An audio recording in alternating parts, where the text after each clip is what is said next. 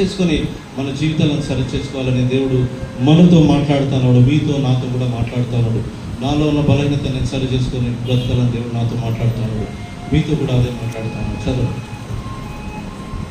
యేసు పిల్లలారా, భోజనమునకు మీ యొద్ద ఏమైనా ఉన్నదా అని వారిని అడగగా లేదని వారు ఆయనతో చెప్పిరి. ఎందుకు ఆయనకు ఆకలి అయిందా? ఆయన తినాలని ఉందా? కాదు కదా.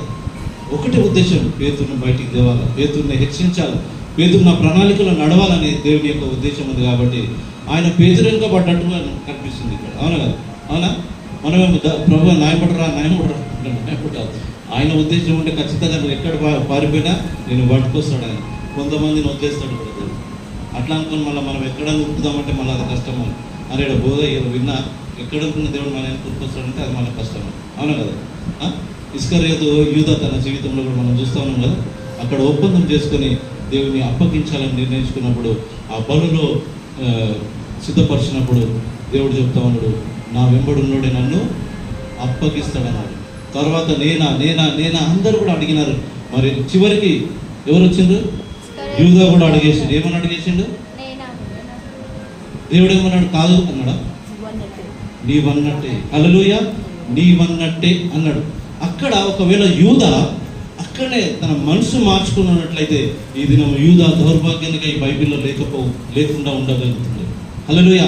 ఇటువంటి పరిస్థితుల్లో మనం కూడా కొన్ని సందర్భాల్లో దేవునికి అయిష్టంగా, దేవునికి వ్యతిరేకంగా మన జీవితాలలో మనం ముందుకు పోతూ ఉంటాము. అటువంటి జీవితాలలో మనం సరి చేసుకోవాలని ఈ దినం పేతురును, యూదాను మన ముందు పెట్టినాడు దేవుడు. మరి ఈ యొక్క పేతురు జీవితంలో ఆ ప్రేమను కర్పించిన దేవుడు, కనుపరిచిన దేవుడు, ఆ శ్రద్ధను కనపరిచిన దేవుడు యూదా విషయంలో ఎందుకు కనపరచలేదు? ఏమంటారు చెప్పండి, జవాబు చెప్పండి.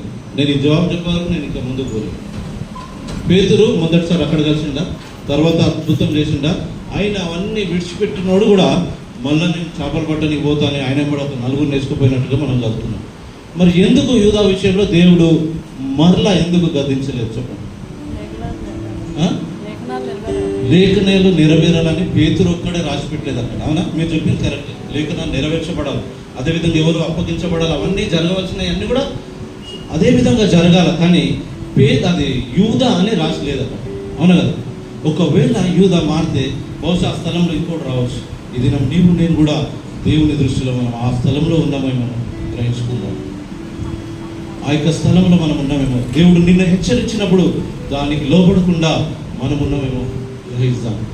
స్వయంగా దేవుడే వారితోటి నడిచిన దేవుడు, వారి జీవితంలో వారి కండముగట అద్భుతాలు చేసిన దేవుడు అక్కడ చెప్తా ఉన్నాడు, అవును నీవన్నట్టుగానే అన్నప్పుడు